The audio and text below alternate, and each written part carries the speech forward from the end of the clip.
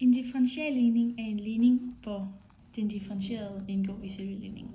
Som eksempel så har vi ligningen y-mærke er lig med b minus ay, hvor vi altså har den differentierede, og vi har den originale ligning. Til en differentialligning så har vi en løsning, og den kan man vise grafisk i det, der hedder et hællingsfelt eller et retningsfelt. Og den ligger i et koordinatsystem, og til hver givet punkt, så er der en streg, som indikerer i væksthastigheden, eller tangenten i dette punkt. Og for at finde de forskellige væksthastigheder i hånden, i hvert fald, så bruger man det, der hedder linjeelement, som egentlig er lidt en udvidelse af et punkt. Så vi har en x-værdi og en y-værdi for punktet, og så har vi semikolon y-mærke, som jo er væksthastigheden. Så hvis vi nu tager udgangspunkt i, at b er 2 og a er 1, så vil væksthastigheden i det her punkt altså være 1. Og det kan man så gøre i alle punkter, og det indikerer så, hvordan alle de forskellige hællinger vil være for ligningen, og altså er den så at sige fuldstændig løsning. Så kan man også snakke om en partikulær løsning, som er, hvis den skal gå gennem et bestemt punkt. For eksempel her, så vil den så kun have en bestemt partikulær løsning. Og nu vil jeg gennemgå beviset for, at løsningen til den her differentialligning, y-mærke lig med b minus ay, har den fuldstændige løsning, at y er lig med b over a, plus c opløftet i minus a x gange e, fordi det er en eksponentiel vækst.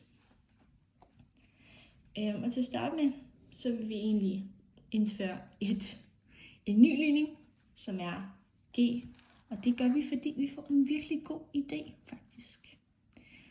Ja. Så g af x er lig med f af x, som jeg også er y, minus b over a. Så differentierer vi g-mærke af x, og det får vi til f-mærke af x og minus b af x. Men da b og a er værdier, så kan de egentlig er de en konstant. Derfor kan vi også sige, at g-mærke af x er det samme som f. Det var virkelig godt. G-mærke af x er det samme som f-mærke af x. Så putter vi det her ind i vores originale ligning. Så vi siger, at y-mærke er lig med b minus ay er det samme som f-mærke x er det samme som, eller er lig b minus a gange f af x. Så vil vi gerne argumentere, indtil vi får vores g ind i den her ligning. Så til at starte med, så indfører vi så sætter vi minus a uden for parentesen. Så vi siger f-mærke af x er lig med minus a, og indeni så har vi så f af x plus b over a. Fordi hvis vi ganger a ind, så kommer der til at stå det samme igen. Og så har vi jo allerede indført, at g af x, det svarer til det her. Det var mit andet fortegn, men det kommer, hvis vi ganger dem på.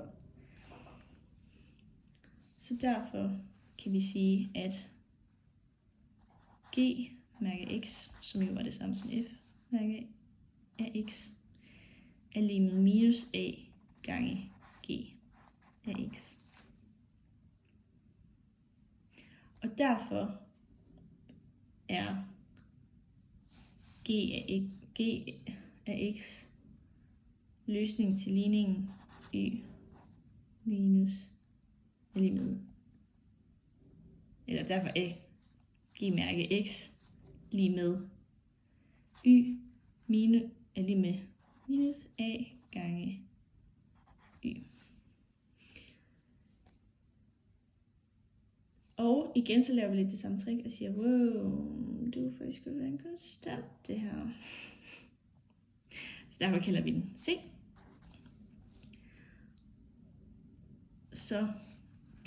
Så integrerer vi, og vi får, at g af x er lige med e opløftet i minus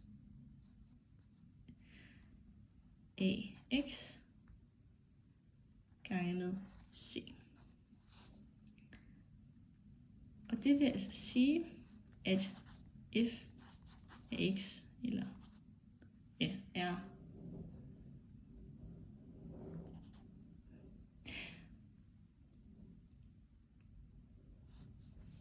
det samme som b af a heroppe plus g af x. Men det vi har indført, hvad g af x er, så kan vi sige, at f af x er lige med b over a plus c gange e opløftet i minus ax.